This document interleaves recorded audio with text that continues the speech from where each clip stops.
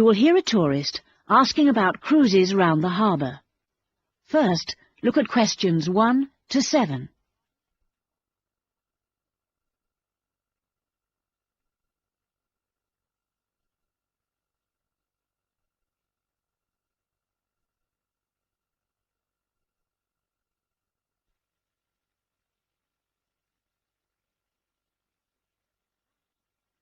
Now listen to the first part of the conversation and complete questions 1 to 7 on the table.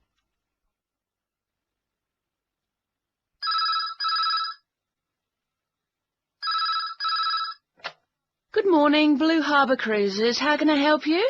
Oh, good morning. Can you tell me something about the different cruises you run? Well, we run 3 cruises every day, each offering something slightly different. Oh, let me just get a pencil so I can make a note of this. Right. Firstly, there's the Highlight Cruise, then we do the Noon Cruise, and we also have our Coffee Cruise. Could you tell me a bit about them? When they leave, how often, that sort of thing? Well, the Highlight Cruise is $16 per person, and that leaves at 9:30 every morning and takes 2 hours to go around the harbour. Right, 9:30. And do you get coffee or refreshments? No, but there's a kiosk on board where you can buy drinks and snacks, and we do provide everyone with a free souvenir postcard. Right. And then there's our Noon Cruise at $42 per person. This is more expensive, but of course it takes longer, and for that price you get a 3-course lunch. Oh, that sounds good. And what about the last one? That's the Coffee Cruise. Well, that's $25 each. It takes 2.5 hours. When does that leave? At 2:15 daily? And presumably the coffee is included? Yes, and sandwiches are served free of charge. Now you have some time to look at questions 8 to 10.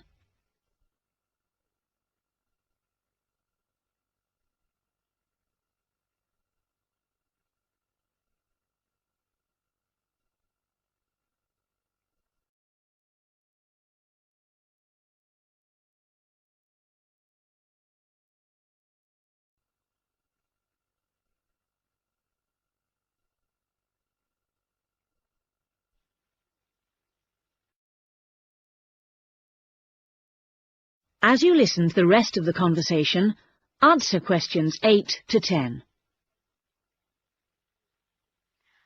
I think the coffee cruise would suit us best, as lunch is included at the hotel.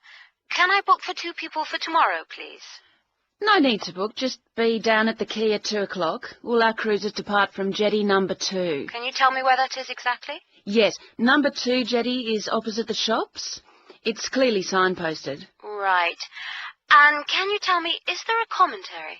Yes, there's a commentary on all the cruises. Is it possible to listen to the commentary in Japanese? My friend doesn't speak much English.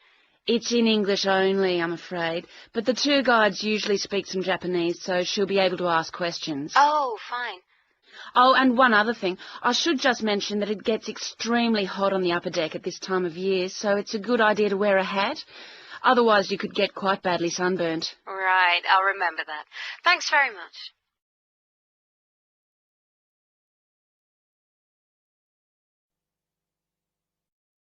That is the end of part 1. You now have half a minute to check your answers.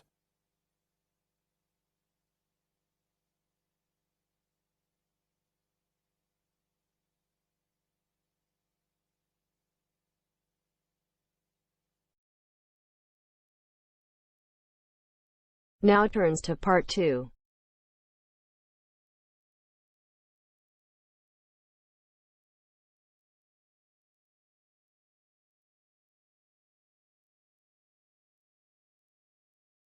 You are going to hear a guide named Matt, who is introducing their trip in Wildlife Haven. Now you have some time to look at questions 11 to 15.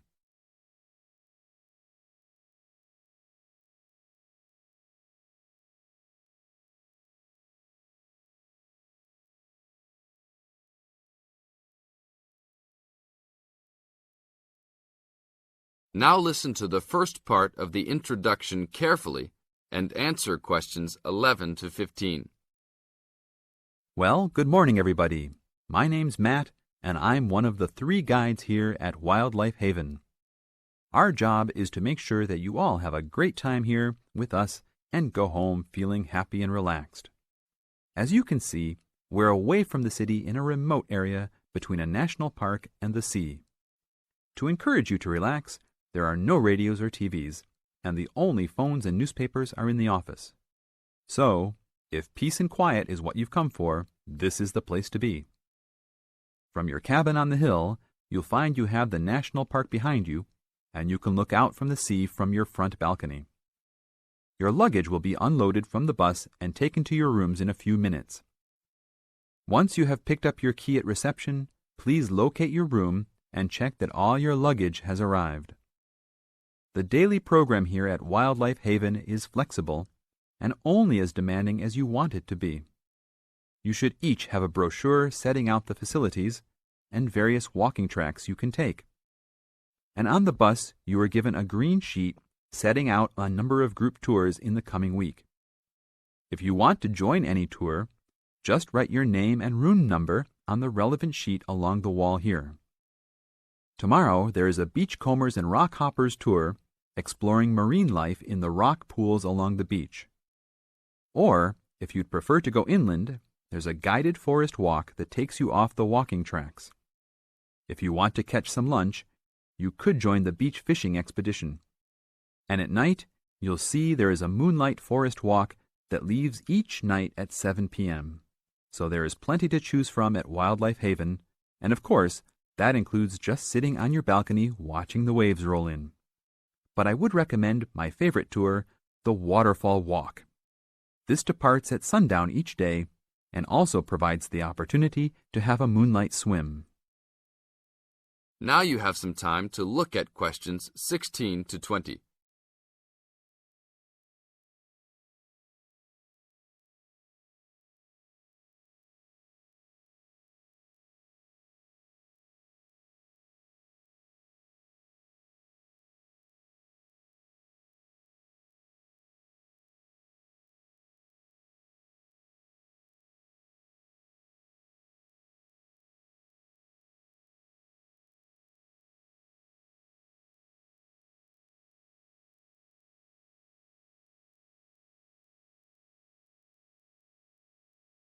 In the second part of the introduction, you are going to get some advice from Matt. Listen carefully and answer questions 16 to 20. You've chosen to visit us in January, which is one of our hotter months. And although you may be tempted to wear a minimum of clothing, you should always take precautions against injury, particularly in the national park. This includes sensible footwear. You'd be surprised how many of our guests ignore this advice and end up being sorry. And socks are a good idea too. And even though you might be under trees a lot of the time, it's a good idea to wear a hat in this hot climate. There's no need to be too concerned about walking in the national park, provided you use common sense. It's true that there are poisonous spiders in the park, but they are really more frightened of you than you are likely to be of them. I should also warn you against eating any wild berries. Some are edible, but you should avoid them all. We'll provide all the food you can eat. Well, that's about all for now. Dinner is from 6 to 8 p.m. in this building. That is the end of part 2. You now have half a minute to check your answers.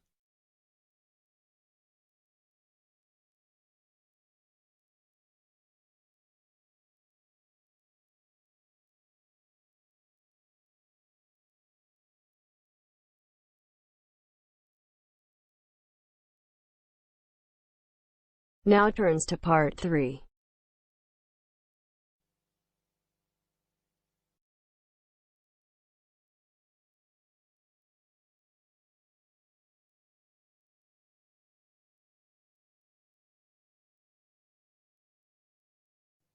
You will hear 2 university students, Phil and Stella, talking to their tutor about their research project. First, you have some time to look at questions 21 to 27 on pages 69 and 70.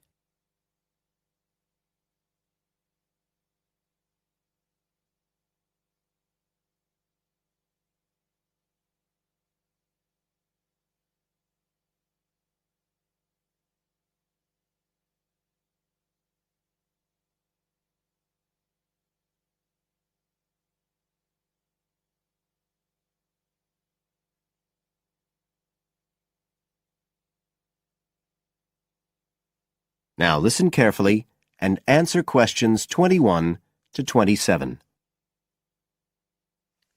Come in. Ah, yes, Stella. Is Phil there too? Good. Come on in. OK, so you're here to discuss your research project. Have you decided what to focus on? You were thinking of something about the causes of mood changes, weren't you?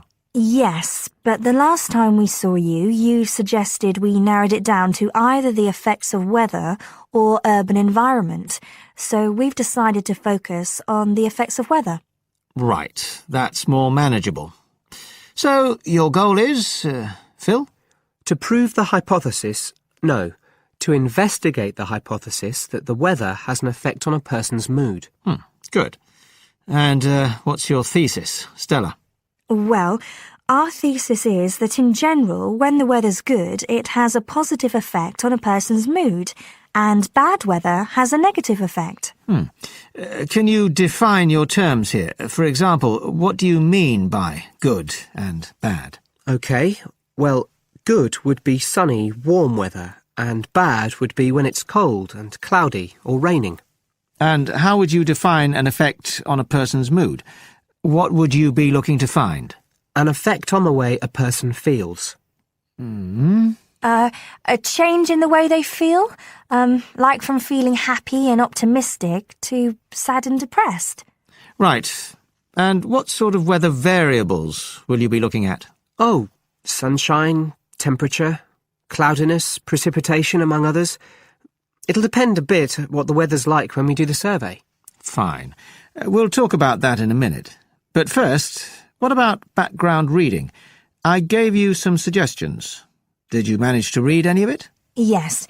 We read the Ross Vickers article, the one comparing the groups of American Marines training in summer and winter. That's quite relevant to our study. It was interesting because the Marines who were training in the cold winter conditions tried to cheer themselves up by thinking of warm places, but it didn't really work. Yes, they were trying to force themselves to have a positive mental outlook, but in fact it had the opposite effect, and they ended up in a very negative state of mind. And we found some more research by someone who wasn't on the reading list you gave us, George Whiteborn. He compared people living in 3 countries with very different climatic conditions. Actually, he looked at several things, not just the weather. But he found some people's reactions to bad weather were much worse than others, and it was linked to how stressed they were generally. The weather on its own didn't have such a significant effect on mood. And we looked at a paper by Haverton. Yeah, he broke weather up into about 15 or 16 categories and did qualitative and quantitative research.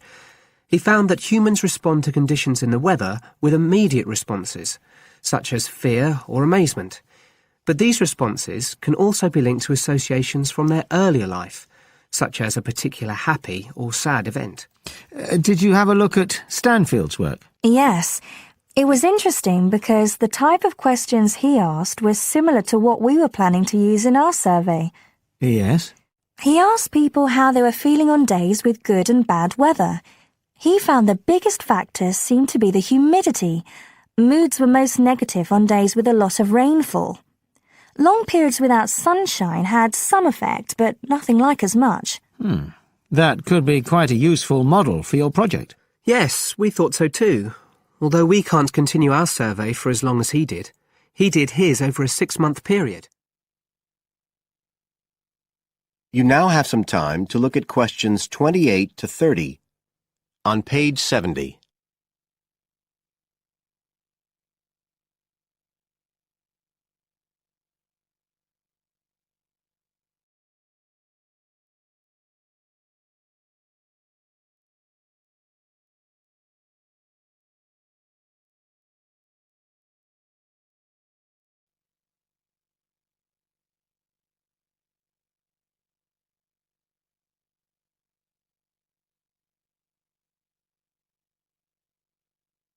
Now listen and answer questions 28 to 30. Right. Well, you've made quite a good start. So, where are you going from here? Well, We've already made the questionnaire we're going to use for the survey. It's quite short, just 8 questions. We're aiming to survey 20 people over a period of 3 months from October to December. We can't specify the actual dates yet because it depends on the weather.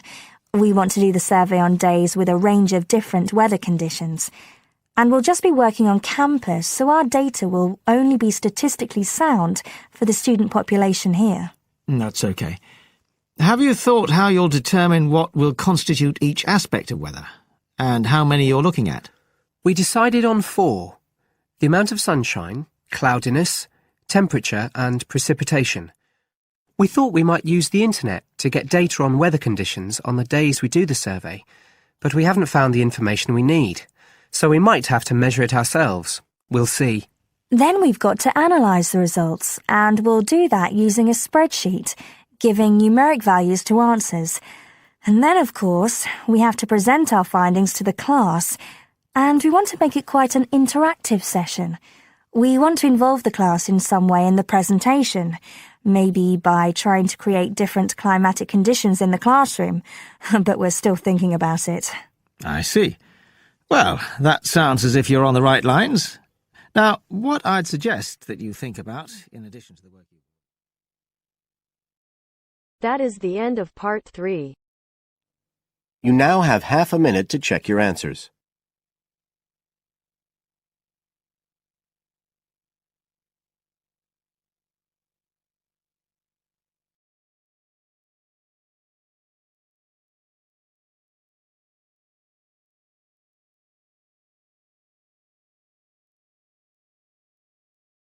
You will hear a talk about waste and waste treatment. First, you have some time to look at questions 31 to 34.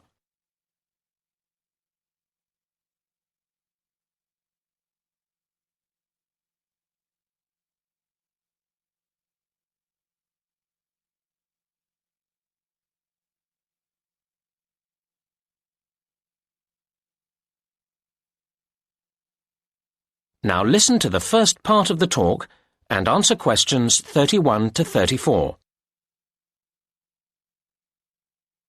Good afternoon, everybody. Today I'll be talking about the issue of waste, which has become an immense problem in today's society. We face huge challenges in terms of reducing its creation in the first place, and then in dealing with it when it has been created. Now, the model of nature would be our ideal, a completely cyclical system in which no excess waste is generated that can't be processed by itself. However, we humans have proved, despite our apparent intelligence and ingenuity, quite incapable of achieving this. Where did it all go wrong? We have evidence that in ancient Greece and Rome, governments operated municipal waste collection, and a huge Stone Age mound was identified some years ago in Norway as waste disposal. So we can see that people have been generating waste for a very long time indeed. However, during the Dark Ages, sophisticated municipal waste processing disappeared. The medieval answer to waste was to throw it out of the window. But this waste, apart from broken pottery and a few metal objects, was largely organic. This meant, of course, that it was quickly absorbed into the environment by the natural processes of decay. However, many concerned people, such as doctors, claim that this created health problems, although it wasn't until science produced convincing evidence of the connection between rubbish and disease that governments began to see the importance of dealing with the problem effectively. Unfortunately, their response has remained slower than the generation of waste.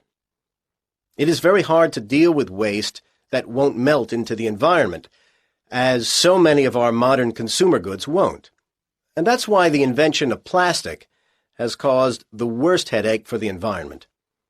It's more than nature can deal with. Now you have some time to look at questions 35 to 37.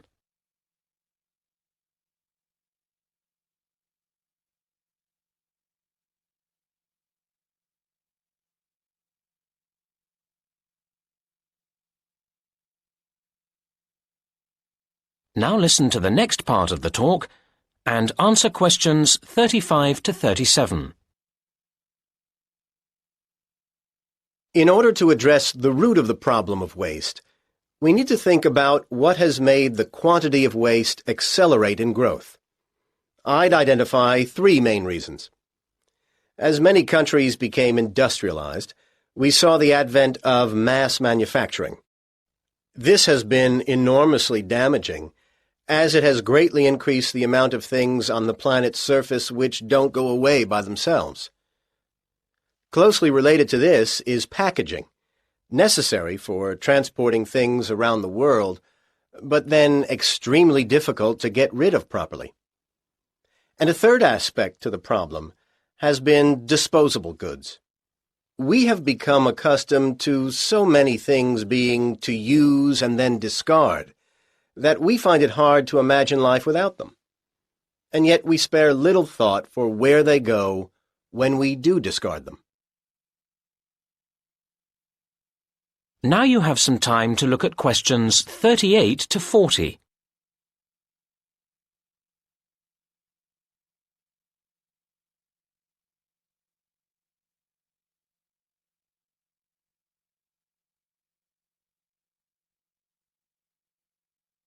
Now listen to the rest of the talk and answer questions 38 to 40. Right now, let's move on from where all this waste comes from to what is done with it all now it's here. Different countries deal with waste differently. Of course, each country also changes what it does, so the figures for waste treatment I've got here are likely to change in the future. Let's look at municipal solid waste, or MSW. MSW is important to consider because it's effectively a measurement of consumerism, how much waste people produce that goes beyond the absolute basic requirements in life to eat and drink. One of the main ways of dealing with MSW is incineration, burning it. This is adopted variously around the world. The UK burns relatively little waste, as does the US, while Denmark burns about half of all waste, and Japan uses this method for as much as 3/4. These are broad brushstrokes, of course, because an important issue is how efficient and clean the burning process is. Another major form of waste treatment is using landfill sites, basically burying the waste in the earth. Currently, this method is the dominant process used in the UK at over 80%, and is also heavily used in Germany and in the US, while densely populated and mountainous countries, such as Switzerland and Japan, dispose of relatively little this way. A third, and much better way of dealing with waste is to recycle it, turning it back into more things we need. It must be said that much depends here on whether further waste is generated by the recycling processes themselves. The UK and Japan have rather poor records in recycling, while Switzerland tops the table in this respect, and reasonably impressive levels are achieved by Denmark and Germany. I really hope that if we all gathered here again 10 years from now, these figures would be much higher. Time and a lot of effort will tell.